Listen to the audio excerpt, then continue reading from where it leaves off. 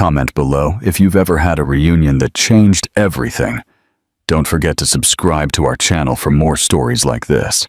The 30-story tempered glass of the Manhattan skyscraper reflected the gray clouds of New York City like a melancholic mirror.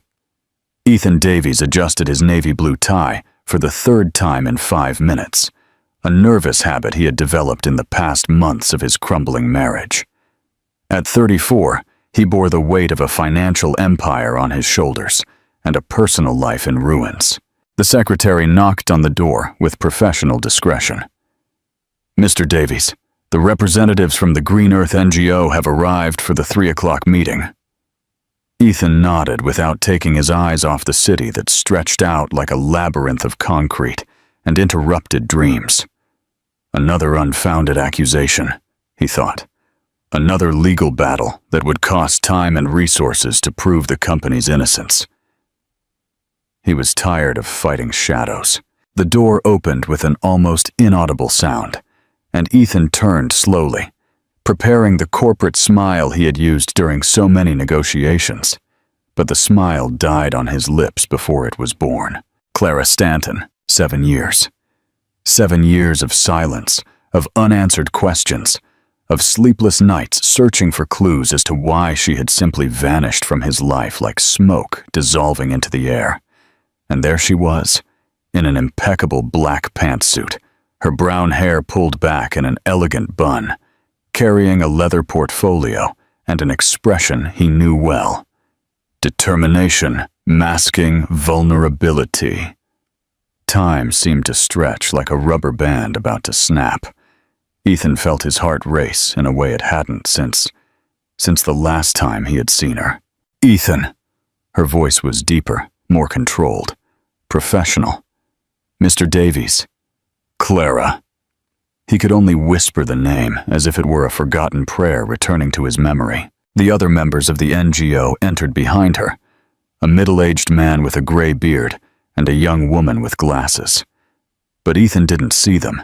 He could only see Clara and the way she avoided his gaze, focusing on neutral points in the room. "Please, have a seat." Ethan gestured toward the conference table, surprised by the firmness of his own voice. Clara chose the chair farthest from him, opening her portfolio with precise, mechanical movements. Her hands, Ethan noticed, were trembling almost imperceptibly. She was still wearing her college graduation ring on her right pinky finger. "Mr. Davies," the bearded man, who had introduced himself as Dr. Robert Davies, began. "We are here to discuss the situation of the industrial site in the Northwood District. Our organization has received reports that Davies Enterprises has been aware of soil contamination for over 2 years. Ethan forced himself to pay attention, but his eyes kept being drawn to Clara like an irresistible magnet. She was scribbling notes in a planner, the same small, neat handwriting he used to find on notes left on the fridge when they lived together. "We have all the environmental permits in order," Ethan replied, switching to autopilot. "Our company has always rigorously followed all regulations. Regulations didn't protect the families who are developing chronic respiratory problems." Clara's voice cut through the air like a blade. "Or the children who have been born with neurological malformations in the past 3 years." She looked at him directly for the first time, and Ethan felt the impact of those hazel eyes like a punch to the stomach. There was pain there, old pain and new pain, mixed in an expression that left him breathless. "Dr. Stanton is right," Dr. Davies continued. "We need full transparency, access to original reports, soil analyses, impact studies." The meeting lasted for an hour. Ethan could barely concentrate on the technical issues, the legal demands, the established deadlines. His mind was trapped in a past he couldn't digest. The dawn he had woken up to, only to find a 2-line letter on the dresser. "I can't do this anymore. Forgive me." "I know." When the NGO representative stood to leave, Ethan felt an irrational desperation. "Dr. Stanton, could you stay a few more minutes? I'd like to discuss some specific points of the process." Clara hesitated, closing her portfolio with unnecessary force. "I have another commitment, Mr. Davies. Please, it will be quick." Dr. Davies and his assistant said their goodbyes, leaving them alone in the room that now seemed larger and quieter. Ethan walked over to the window, turning his back to her. "Why did you come back?" The silence stretched on like an eternity. When Clara spoke, her voice was different, softer, less controlled. "I've been working here, in New York, for 3 years. 3 years." He turned slowly. "And you never what? Never looked for me?" A bitter laugh escaped his lips. "You got married, Ethan. I saw the photos in the papers. The wedding of the year, remember?" Ethan closed his eyes. Victoria. The marriage that had transformed into a gilded cage, into endless nights of arguments, into a corrosive silence that consumed everything around them. "You left me." The words came out harsher than he intended. "You just disappeared, without explanation, without—" "I had my reasons." "What reasons?" Ethan took a step toward her. "What reasons justify disappearing from someone's life? Canceling a wedding by letter? Leaving someone to wonder for years what they did wrong?" Clara stood up abruptly, the chair scraping against the floor. Her hands were visibly shaking now. "You don't understand?" "Then explain it to me. Give me a reason. Anything that makes sense." The cry echoed through the room, and both were paralyzed by the intensity of the emotion.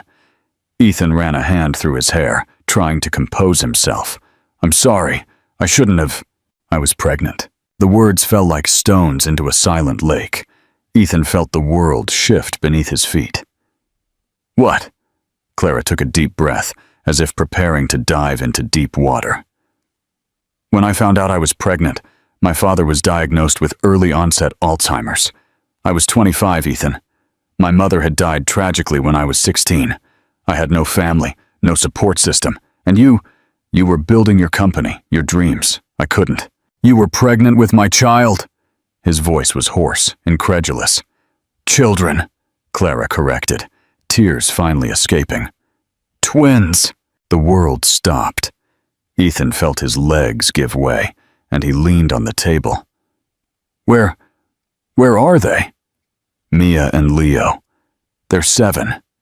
Clara wiped her face with the back of her hand. "They're at school now. 7 years."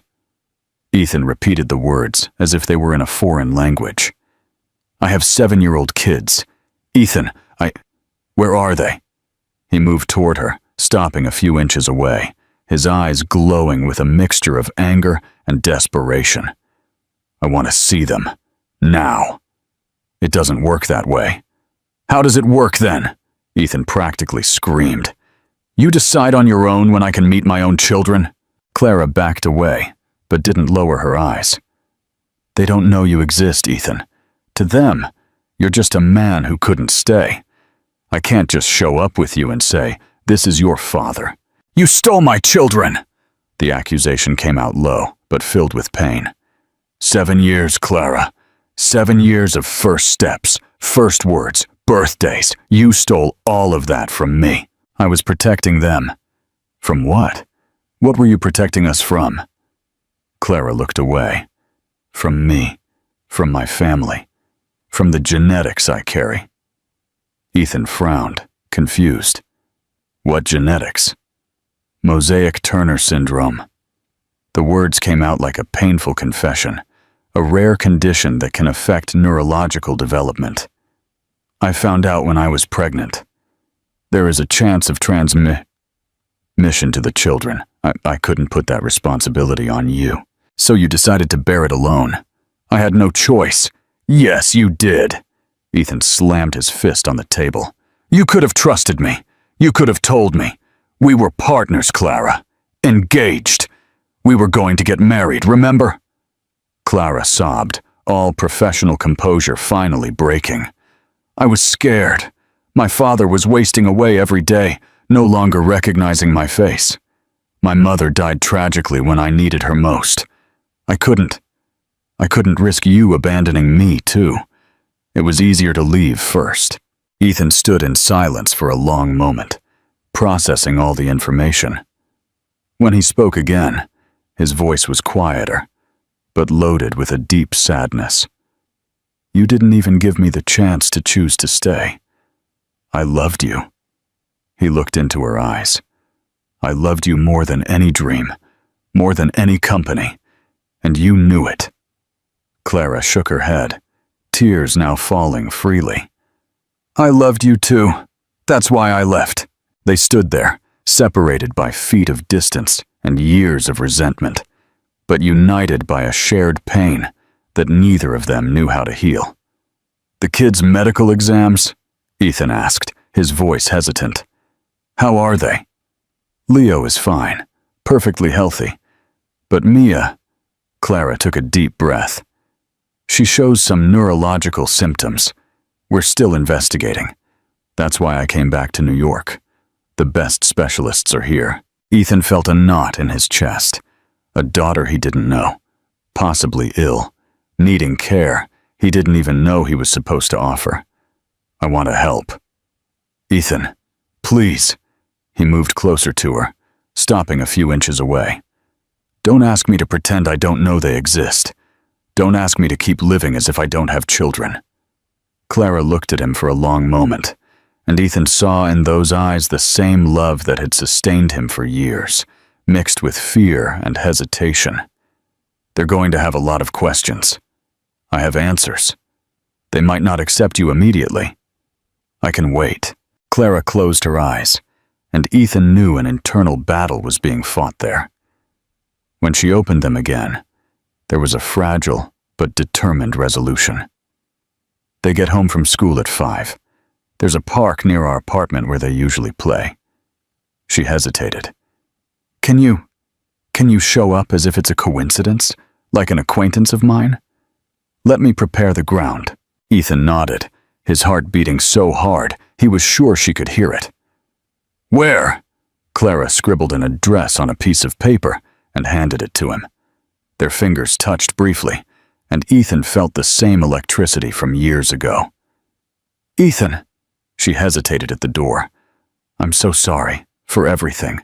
I know it doesn't justify it, but I'm so sorry." After she left, Ethan stood alone in the room, looking at the paper in his hands, as if it were a map to a lost treasure. 2 hours until he met his children. 2 hours to figure out how to explain 7 years of involuntary absence. He picked up his phone and canceled all his appointments for the rest of the week. Some meetings could wait a lifetime, others couldn't. The park near the apartment complex buzzed with typical late-afternoon energy. Kids ran between the playgrounds, while parents balanced quick conversations and watchful glances. Ethan parked his black SUV at a safe distance and sat in the car for a few minutes, his hands trembling against the steering wheel. 7 years. 7 years of a lost life. 7 years of hugs not given, stories not told, nights when he couldn't check if they were tucked in properly before they slept. Anger and nostalgia mingled in his chest like toxic ingredients. He checked his watch. 5:15. Clara said they usually arrived around 5. Ethan got out of the car. He adjusted his blue dress shirt and walked toward the benches near the playground. He chose a strategic spot, visible, but not intimidating, as if he were just there by chance. His heart jumped when he saw Clara approaching on the sidewalk. She was wearing jeans and a simple white blouse, her hair loose, waving in the breeze. But it wasn't her who caught his attention. It was them. Mia was running a few steps ahead, her light blonde hair in 2 messy braids. She wore a navy blue dress with small yellow flowers and pink sneakers that flashed with every step. Leo walked beside his mother, more contained, a Spider-Man backpack on his back and a serious expression that Ethan recognized as his own childhood trademark. Ethan felt the air leave his lungs.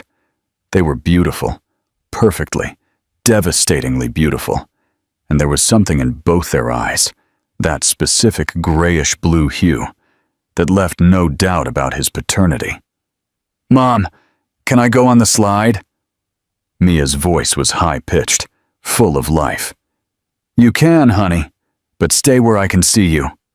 Clara sat on a nearby bench, pretending not to have noticed Ethan, but he could feel the tension in her shoulders. Leo stayed at her side, observing the park's movement with the patience of someone much older. Ethan took a deep breath and stood up, casually walking toward the water fountain near their bench. As he passed, he made sure to stumble slightly, dropping his keys. Clara feigned surprise, bending down to pick them up. Clara Stanton? She turned, and Ethan saw the poorly concealed nervousness in her eyes. Ethan! What a coincidence! Her acting wasn't convincing, but it would do. What are you doing here? I live a few blocks from here. I often run in the park. He vaguely gestured toward the running track. And you? Oh, I brought the kids to play for a bit. Clara hesitated. Ethan, these are my children, Mia and Leo. Leo observed him with analytical eyes, clearly evaluating whether Ethan posed any kind of threat. Hi, the boy said, his voice cautious. Hi, Leo. Ethan knelt down to his level. Nice to meet you. Do you know my mom from work? We've known each other for a long time, Ethan answered carefully. We're old friends. Mia had stopped playing and approached, curiosity overcoming her initial shyness. You have eyes just like ours, she observed, tilting her head to the side. Ethan felt his heart leap. The honesty of a child could be devastating. Really? He smiled. Maybe it's a coincidence. My teacher said there's no such thing as coincidence. She said everything happens for a reason. Mia balanced on the tips of her toes. What's your name? Ethan. That's a dad man name. She smiled, revealing a slightly crooked front tooth.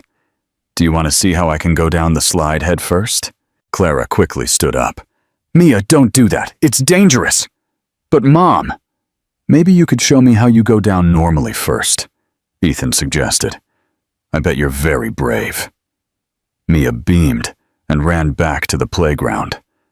Ethan sat on the bench next to Clara, maintaining a respectful distance. He stopped, unable to find the words. Energetic, stubborn, too curious for her own good, Clara finished, but there was affection in her voice. Perfect, Ethan said simply. She's perfect. Leo had sat on the other side of his mother, but kept observing Ethan. Do you have kids? The boy asked suddenly. The question hit Ethan like a punch. He looked at Clara, who averted her eyes. No, he answered honestly. I don't have children. Why? Leo, Clara gently reprimanded him. It's okay. Ethan turned to the boy. That's a good question. I guess I never found the right person to start a family with. My mom doesn't have a husband either, Leo commented. She said our dad couldn't stay with us. Every word was a stab. Ethan had to swallow before responding. Sometimes circumstances are complicated. Do you think our dad would like you?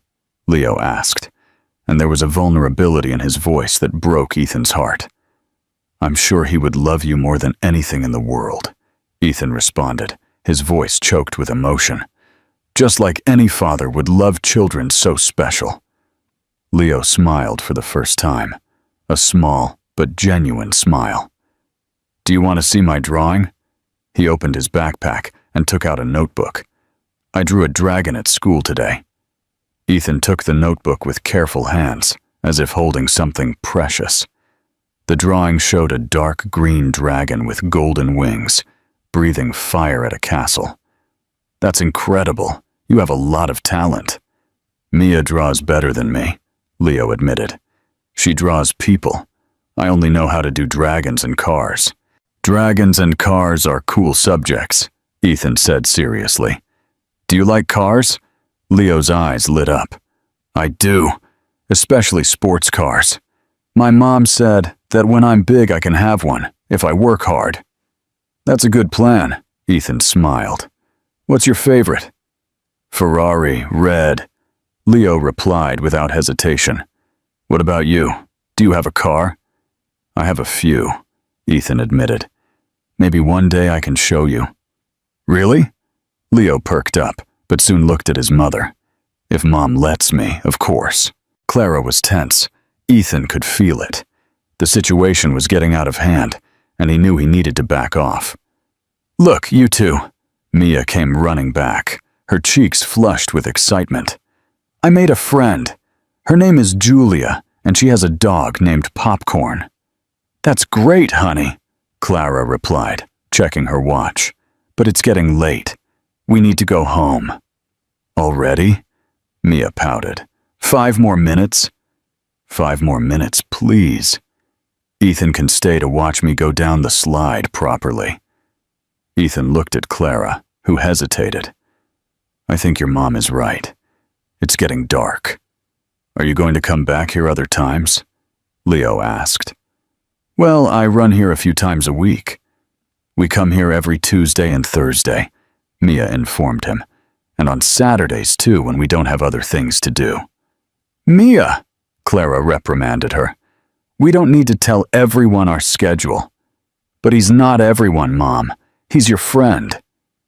Ethan and Clara exchanged a look filled with meaning. That's right, Ethan said softly. We're old friends. Then you can come back, Leo decided.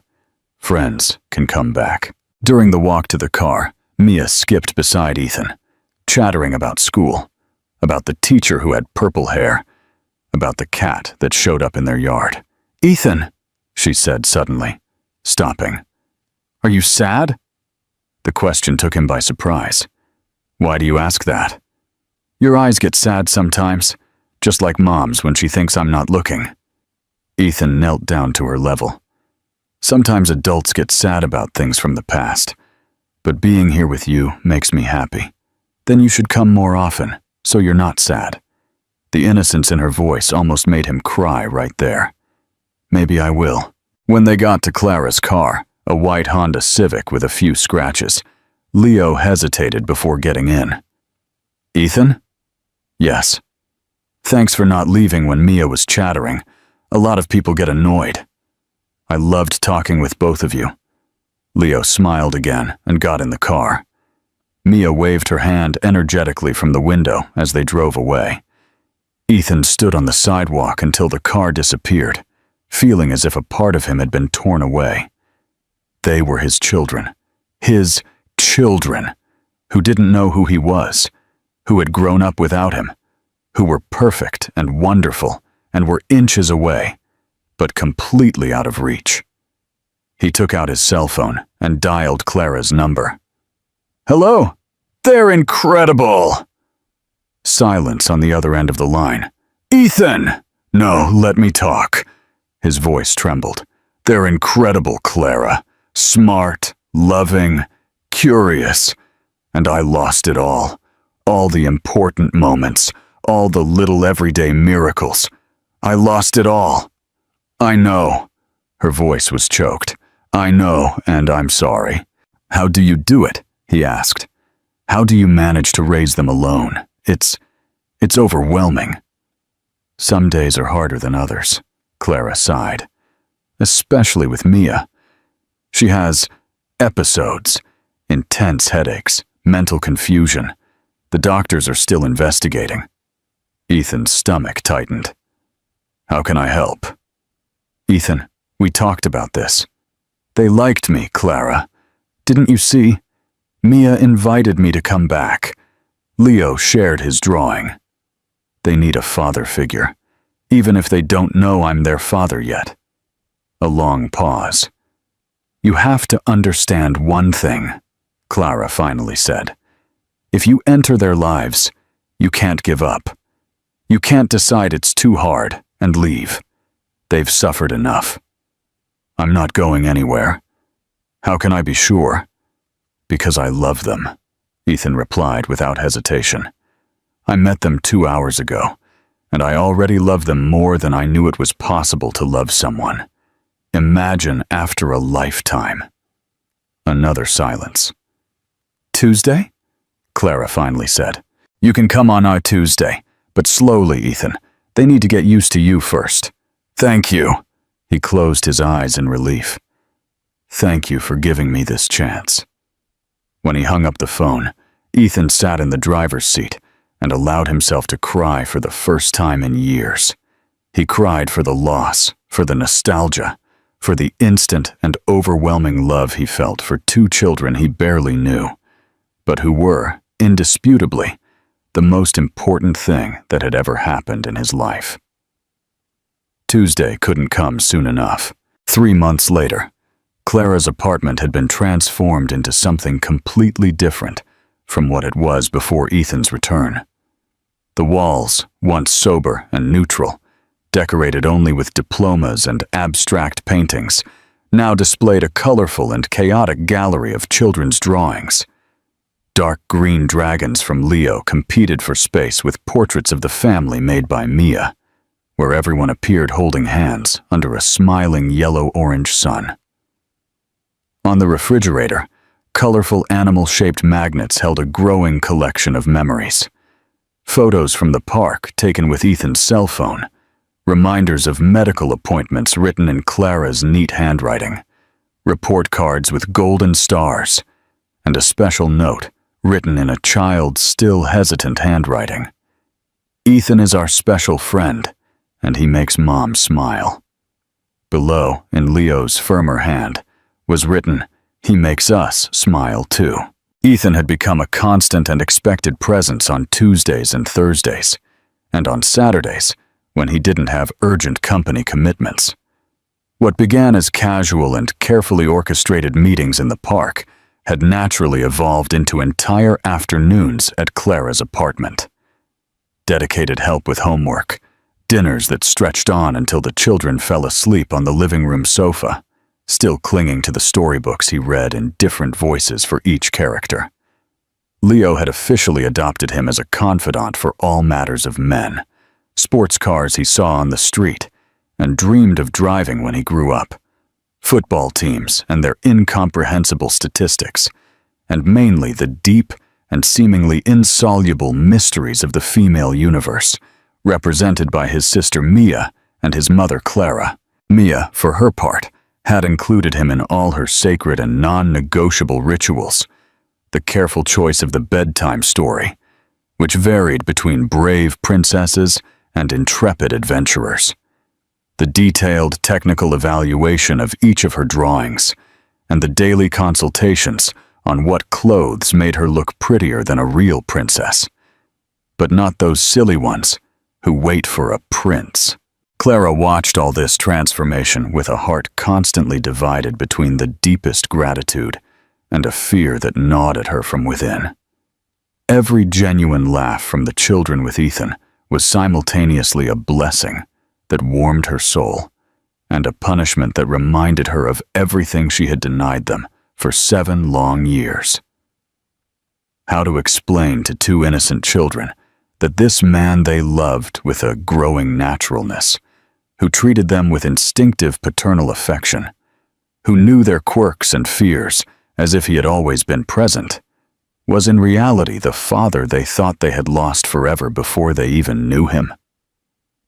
The question tormented her during her sleepless nights, when she stayed up listening to Ethan read stories in the next room, his deep and loving voice narrating adventures of unlikely heroes and happy endings that seemed like promises whispered in the dark. "Mom," Mia appeared in the kitchen on that sunny March Thursday, as Clara prepared dinner with automatic movements, lost in her thoughts. "Is Ethan eating with us tonight?" "Yes, honey." Clara forced a smile, stirring the tomato sauce harder than necessary. "But remember, he has to leave a little earlier tonight. He has an important commitment." "What kind of commitment?" Leo appeared behind his sister, as he always did, his investigative curiosity in full swing. Clara hesitated, the wooden spoon suspended in the air.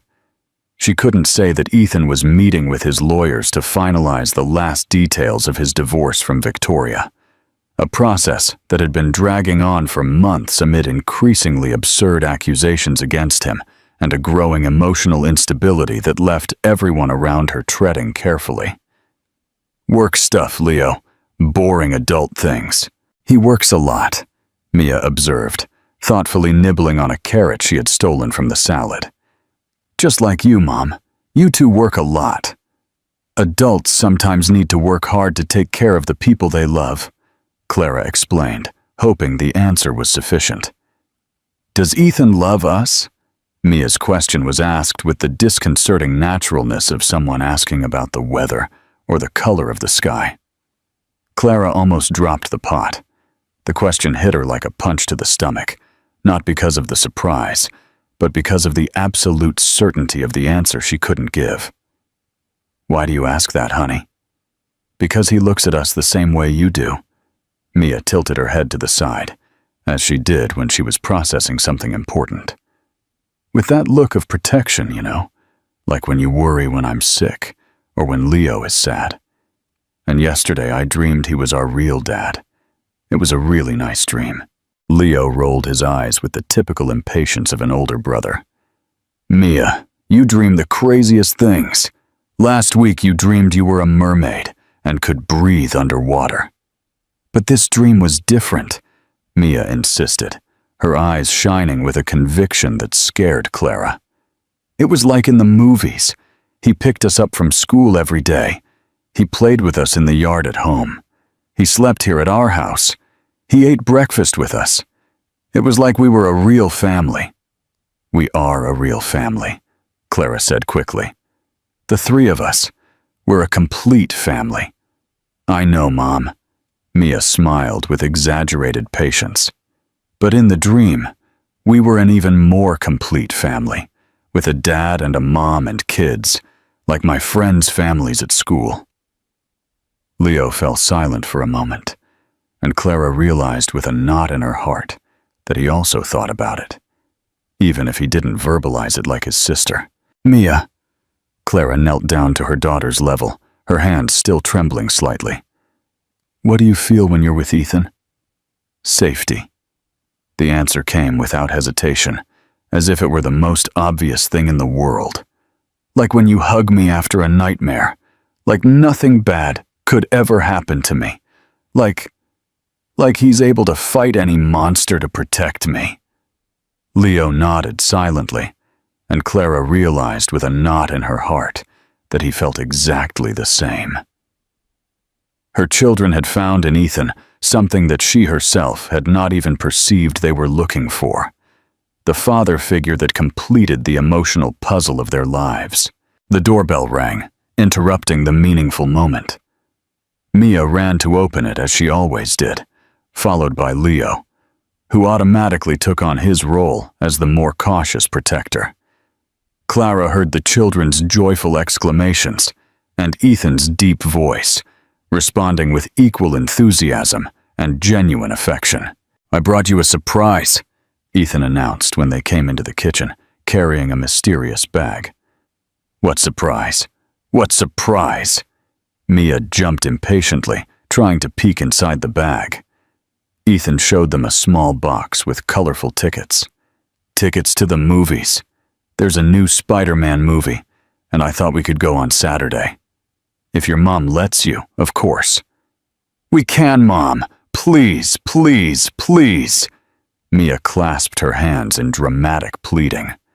"I really want to see that movie," Leo added, with more contained but equally genuine enthusiasm. "I heard the kids at school say it's the best one ever." "Of course you can."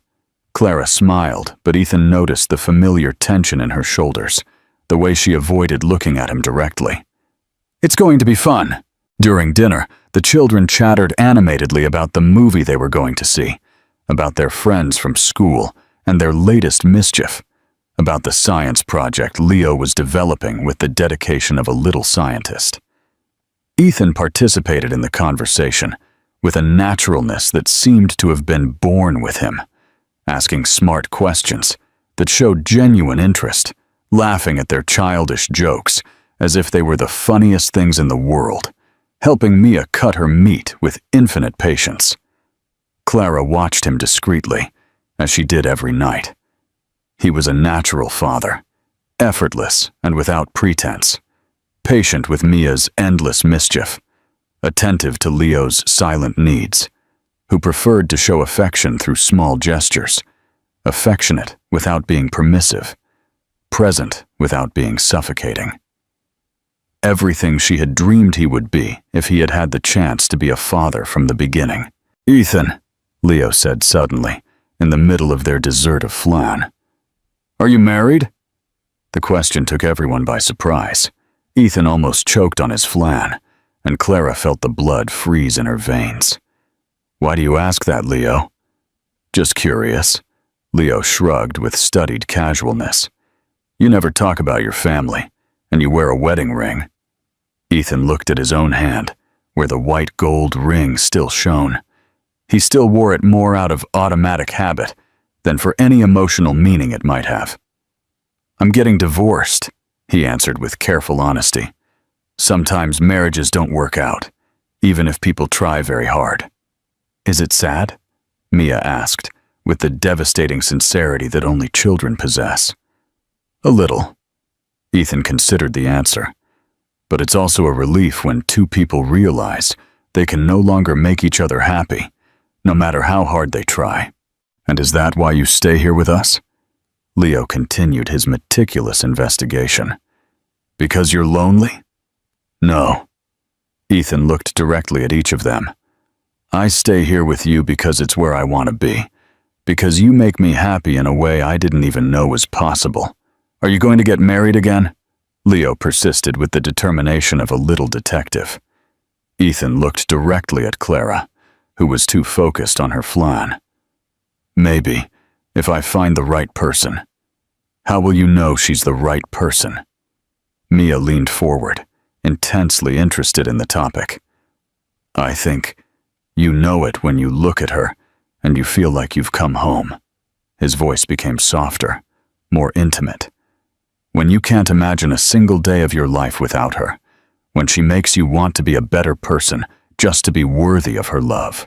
The silence that followed was loaded with heavy meaning and expectation. Clara looked away, her cheeks slightly flushed, pretending to be absorbed in cleaning a non-existent stain from the table. "Can I have more flan?" Mia broke the tension with childlike practicality. "Just a little bit more," Clara replied, still avoiding Ethan's eyes.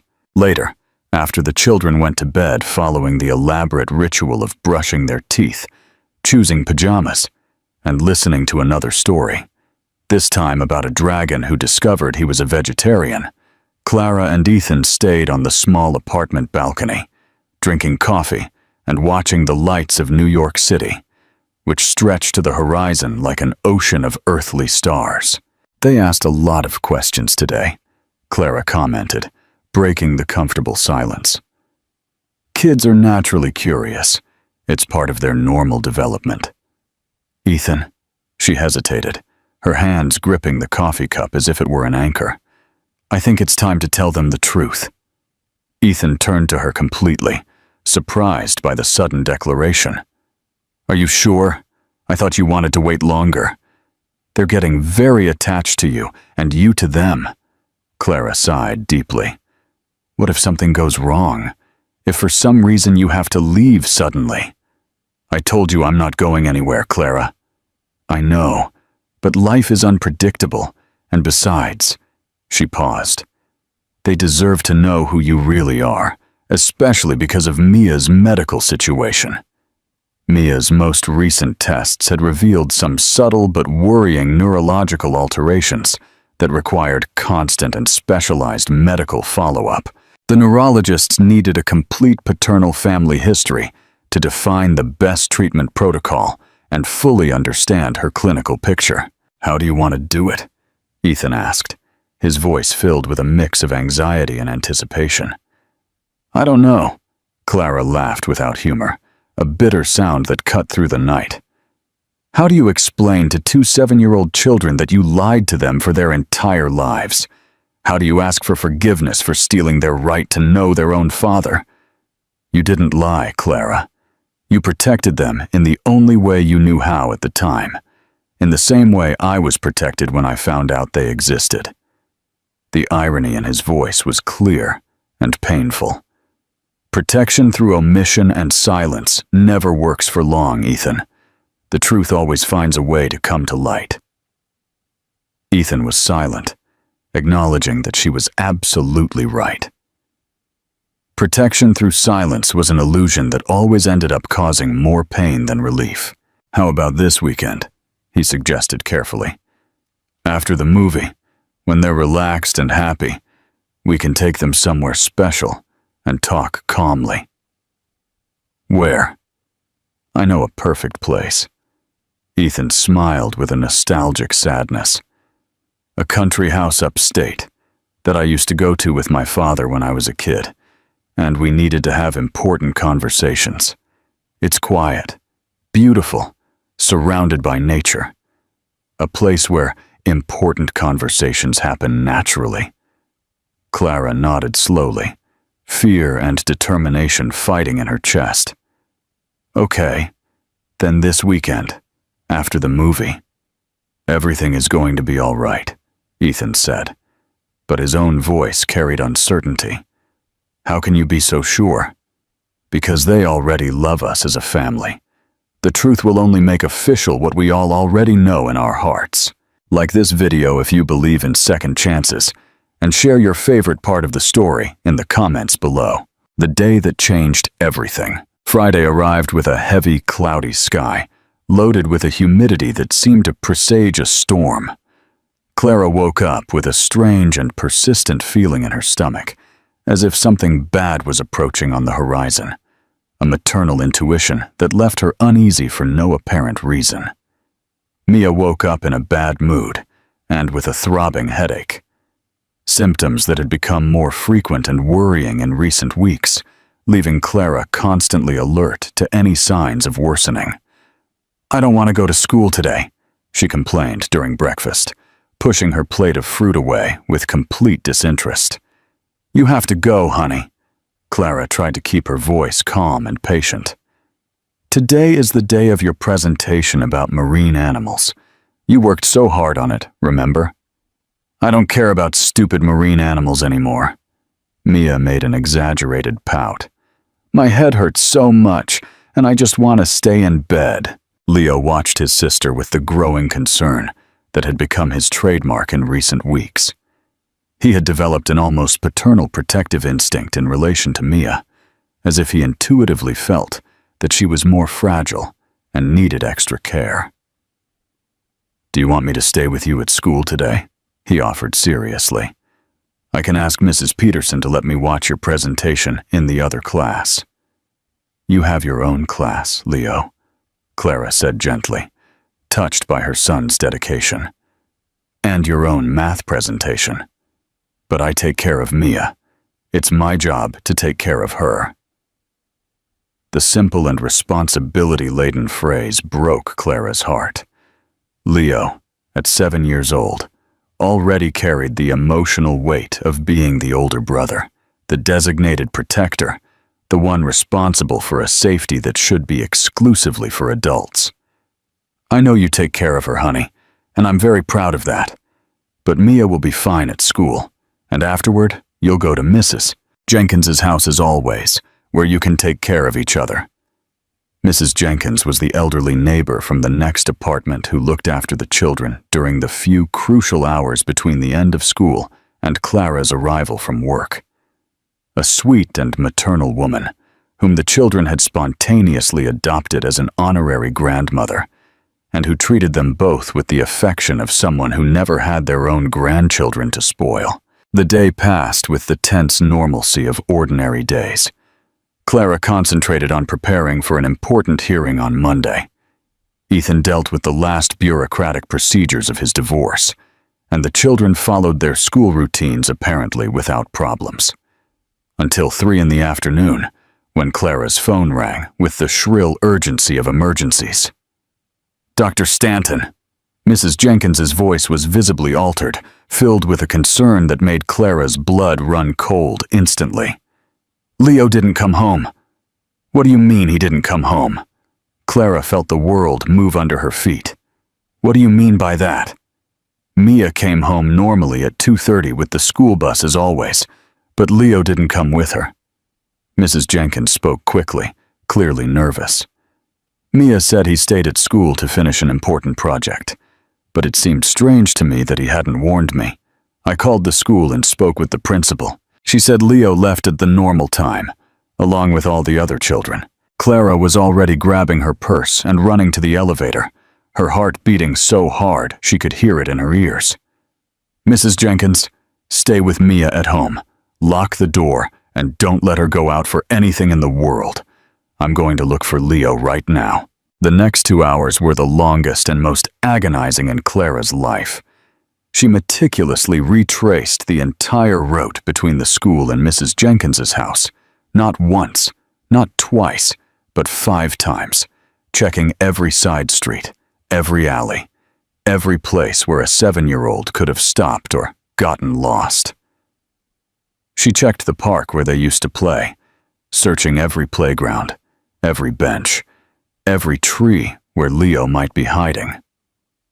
She checked the bakery where they sometimes bought sweets on the weekend, asking all the employees if they had seen a blonde, blue-eyed boy.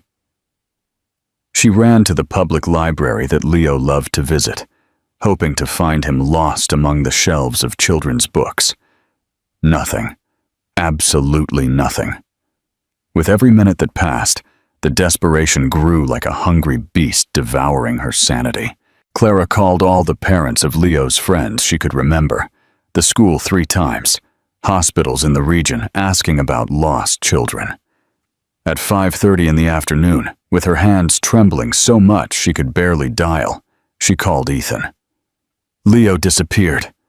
The 3 words cut through the air like daggers. On the other end of the line, Ethan was silent for 2 seconds that seemed eternal. Where are you? In front of the school. I've looked everywhere possible. He just disappeared. Don't move. I'm on my way, and I'm bringing help. In 20 minutes, that dragged on for hours. Ethan arrived at the school with 2 private investigators who worked regularly for his company on corporate security matters. Marcos Solis and Ricardo Perez were experienced professionals, specialists in missing persons cases. In 40 minutes, the police had been officially alerted, and a formal investigation was underway. The initial investigation, conducted with professional efficiency, revealed information that chilled the blood of everyone involved. Leo had indeed left school at the normal time, accompanied by the usual group of children who took the school bus. But instead of getting on the familiar school bus that had been taking him home for months, he had walked to the corner and voluntarily gotten into a black car that was waiting for him. Several children saw him and waved, thinking it was a family member who had come to pick him up for a special appointment. Leo had waved back, seemingly calm and showing no signs of fear or coercion. Someone he knew and trusted, Marcos Solis concluded after hearing the children's testimonies. He got into the car spontaneously, without hesitation. Who would have access to information about the children's schedules? Investigator Ricardo Perez asked pragmatically. Who would know exactly where and when to find Leo? The school, obviously, the teachers, the administration, Clara listed in a mechanical voice, trying to think rationally through the panic.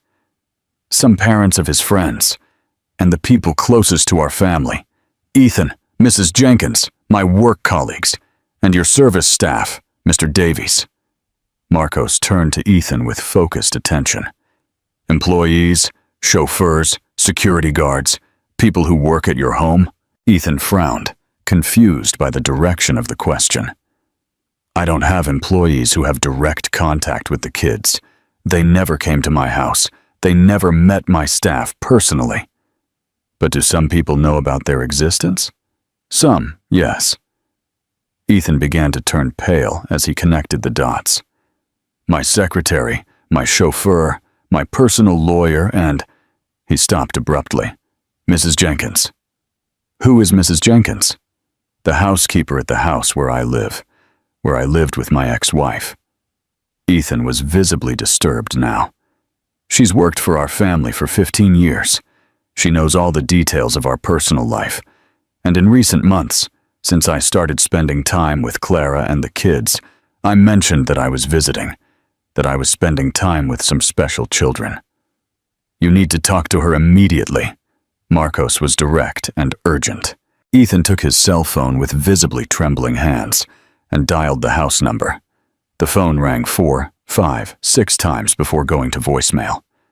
Strange, because Mrs. Jenkins always answers on the second ring with military punctuality. He tried her cell phone, straight to voicemail. She never, ever fails to answer my phone. Ethan was visibly nervous now, running a hand through his hair repeatedly. Mrs. Jenkins is obsessively responsible and available. In 15 years, she has never ignored a call from me. We're going to her house. Now. Marcos decided without hesitation. The confrontation. The Davies mansion was on one of the most exclusive streets in the Hamptons. An imposing classical palace, surrounded by elaborate and perfectly manicured gardens. When they arrived, all the lights in the house were off, which was completely unusual for that time of day. Ethan used his keys to get in, calling out loudly, "Mrs. Jenkins? Mrs. Jenkins, are you there? I need to talk to you urgently." The silence that responded was heavy and ominous. The house seemed too empty, as if it were holding its breath. They found Mrs. Jenkins in the large and impeccable kitchen, sitting at the granite table, staring at her clasped hands, as if she were praying or preparing for a confession. She was a 62-year-old woman, her hair completely gray, pulled back in a tight bun. Her normally severe and controlled expression now empty and lost. "Mrs. Jenkins?" Ethan approached cautiously, as if he were dealing with a wounded animal. "Where is Leo?" She raised her eyes slowly, and Ethan saw there a devastating mixture of guilt, despair, and something that looked almost like relief at finally being discovered. "I didn't want to hurt him." The words came out in a low, almost whispered voice. "I swear on everything sacred, I didn't want to cause any pain to that innocent child." "Where is he, Mrs. Jenkins?" Ethan had to lean on the table to keep from falling. "At the country house in Connecticut, on the property that belonged to my parents." Mrs. Jenkins began to cry silently, tears running down her wrinkled face. "He's fine, I promise. I gave him food, fresh water. I left him the toys he brought from school. I even let him turn on the TV to distract himself."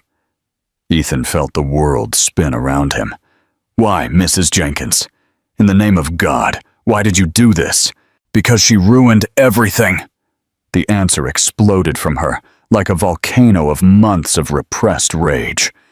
"Everything was perfect. You were going to marry Miss Victoria. You were going to have a proper life. You were going to build a respectable family, and this woman, this Lara, came out of nowhere and destroyed everything again." "Mrs. Jenkins, the children are my biological children."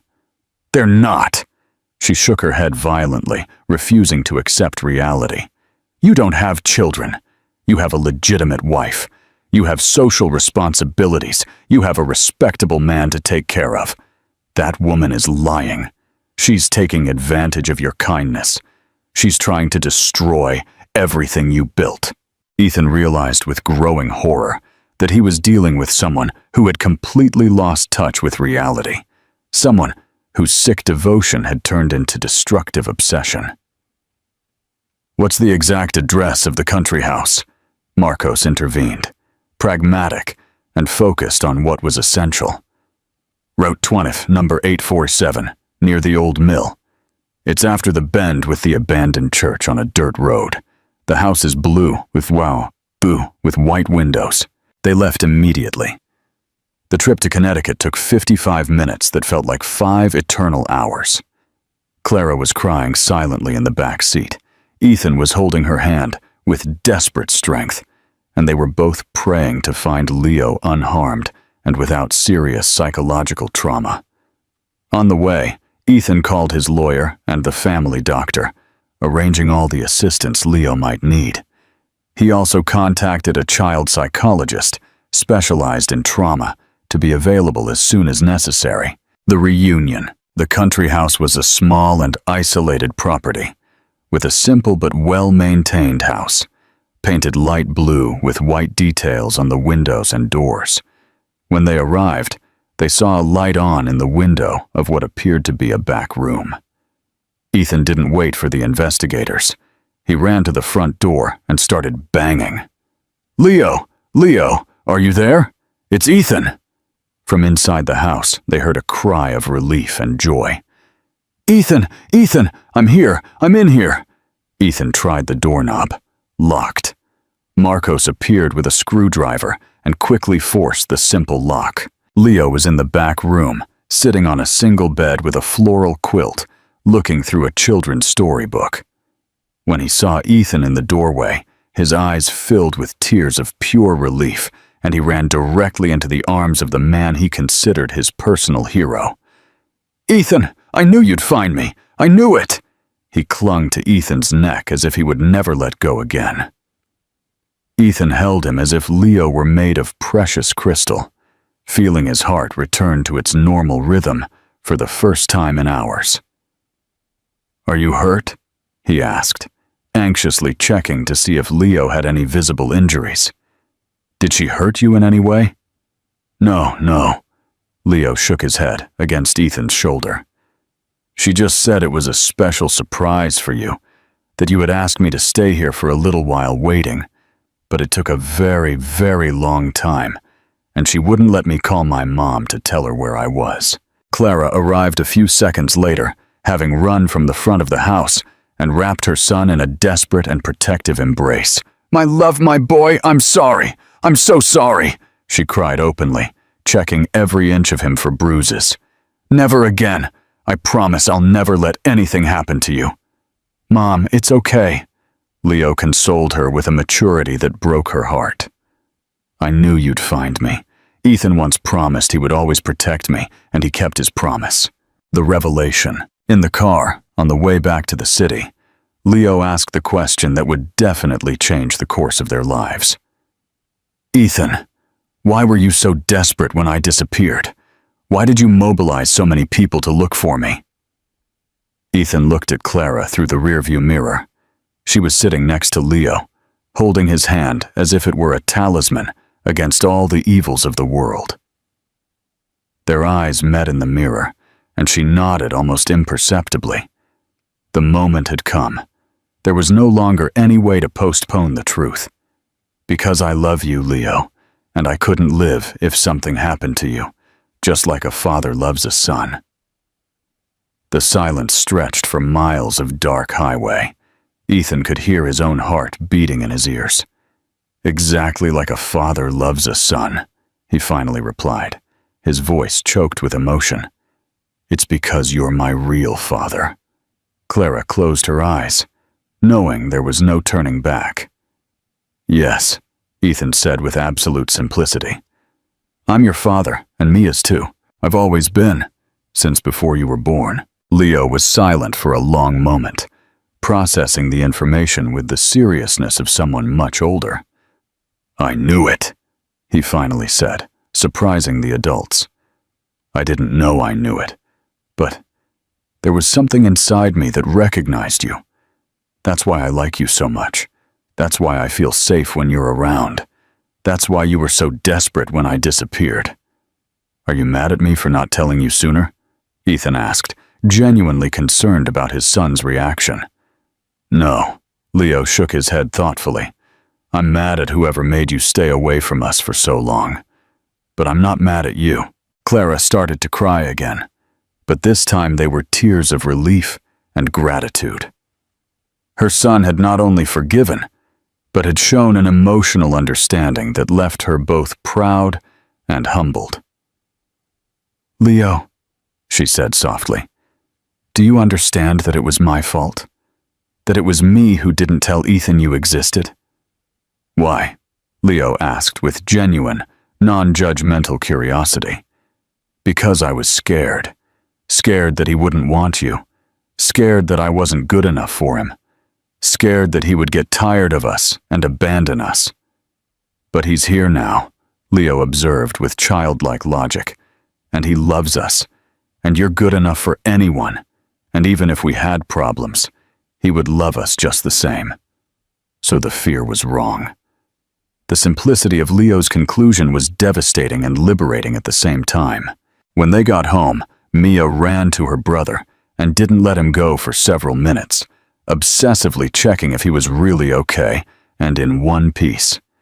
Mrs. Jenkins had prepared hot chocolate for everyone, and they sat in the living room, finally reunited and safe.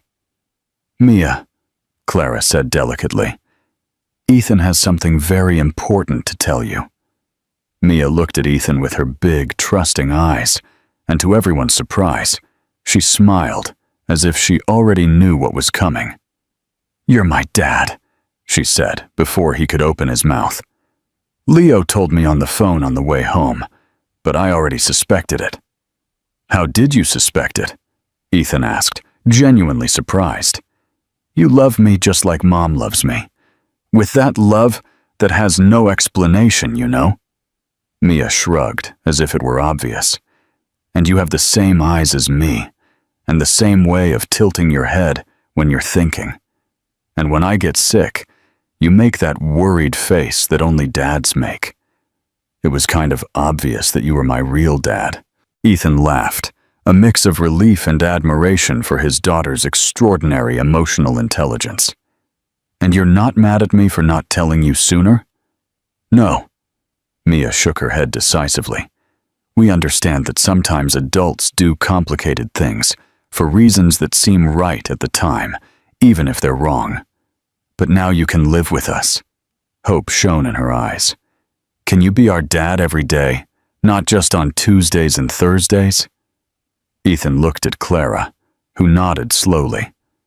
"That will depend on several important things. First, I'm officially divorcing Victoria, and your mom and I need to talk about a lot of things about our family's future. Do you still love Mom?" Mia got straight to the point with the typical frankness of children. "Mia!" Clara protested, her cheeks red with embarrassment. "It's a super important question, Mom," Mia insisted seriously. "If he's going to be our real dad every day, it's much better if you two love each other. Otherwise, it's going to be weird and complicated." Ethan looked directly into Clara's eyes, and the whole room seemed to fall into complete silence. "I never stopped loving your mother, not for a second in 7 long years, not even when I thought she had abandoned me without explanation. And you, Mom?" Leo joined the loving interrogation. "Do you love Ethan?" Clara took a deep breath, knowing that after everything they had been through, after almost losing Leo, after years of lies and silences that almost destroyed everything, there was no longer any room in their lives for anything but the most absolute and raw truth. "Yes, I love him," her voice admitted, choked with emotion. "I've always loved him. Every day of these 7 years, even when I tried to convince myself that I had moved on." The children exchanged triumphant and complicit glances. "Then you just have to get married soon and that's it," Mia concluded with childlike practicality. Problem solved, family complete, happy ending just like in the good movies. The garden of the country house in Connecticut was transformed into a fairy tale setting. Wildflowers, in shades of white, pink, and yellow, decorated every corner, intertwined with golden lights that hung from the ancient trees like fallen stars from the sky. It was a small, intimate wedding. Just the true family and the closest friends who had accompanied their entire journey of reconciliation. Mia wore a light pink dress with a voluminous skirt and a delicate crown of natural flowers, feeling like a true princess. Leo was elegant in a navy blue suit, identical to his father's, with a tie that he had personally chosen because it matches Dad's eyes. Clara walked slowly toward the improvised altar, under a century-old tree that Ethan had climbed when he was a boy, wearing a simple but elegant dress in shades of ivory, carrying a bouquet of white daisies picked from the country house's own garden. There was no father to walk her down the aisle, but she didn't feel alone or abandoned. Leo and Mia accompanied her, one on each side, proud and solemn in their mission to give their mother to the man who had finally, officially, become the father he should have always been. Ethan waited for her with tears in his eyes, wearing the suit he had bought specifically for that day, feeling like the luckiest and most grateful man in the universe.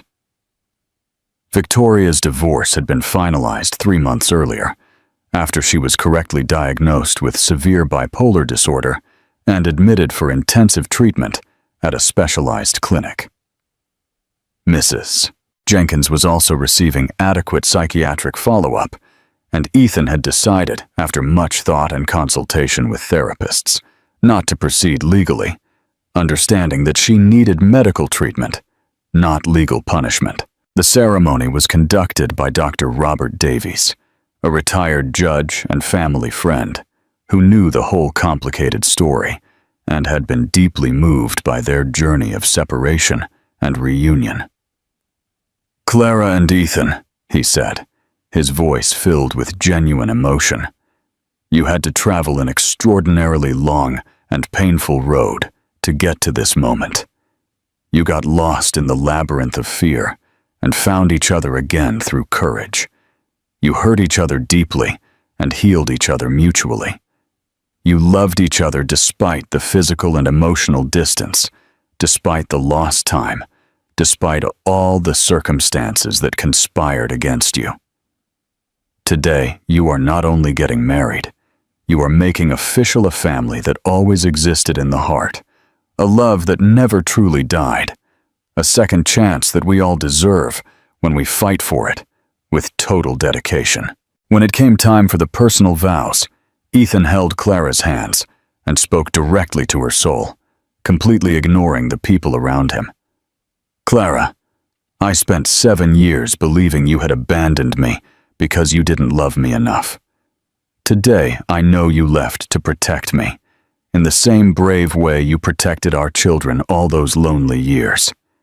You are the strongest woman I know, the most dedicated mother I can imagine, the bravest person I have ever met. I solemnly promise that we will never lose each other again.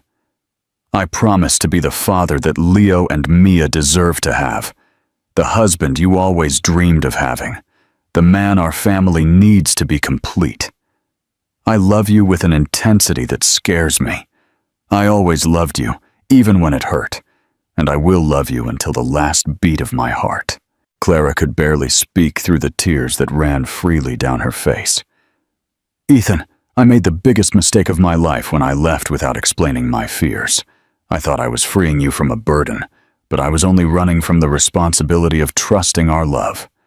Scared of not being enough, scared that our children weren't perfect, irrationally scared that you would get tired of us and abandon us. Today, I know that true love doesn't run from difficulties. It stays, it fights, it builds bridges over chasms. I promise never again to make decisions alone that affect our family. I promise to be your partner in all battles, your companion in all dreams, your accomplice in all adventures. I love you with all my soul.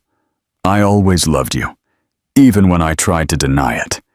And our love story is only truly beginning."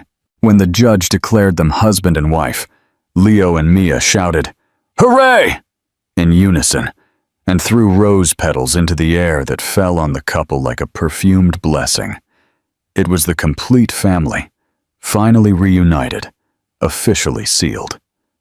During the party that followed, with live music and dancing under the stars, Mia approached her parents with a solemn expression.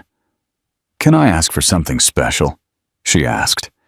"It would be like a grown-up miniature." "Of course, princess. Anything," Ethan replied, kneeling down to her level. "When I grow up and get married someday, I want my wedding to be exactly like yours." How so, honey? Clara asked, intrigued. With a complicated story that ends up really happy, Mia explained with conviction. With people who love each other even when it's very difficult and confusing. With a family that never gives up on each other, even when it seems impossible. With real love, the kind that never ends. Leo joined the conversation as he always did. And when I have kids, I'll tell them the whole story of how Grandpa Ethan and Grandma Clara got lost and found each other. So they'll know that sometimes the best things in life need to be won twice, and that true love is worth waiting and fighting for. Ethan and Clara looked at each other over their children's heads, knowing that Leo and Mia had learned the most important and valuable lessons about life. That true love forgives the gravest mistakes, that families are built with infinite patience and daily dedication, and that second chances, when won with genuine effort, can be even more precious and solid than the first ones. Thank you for reading. Don't forget to like, subscribe, and share this story with someone you love.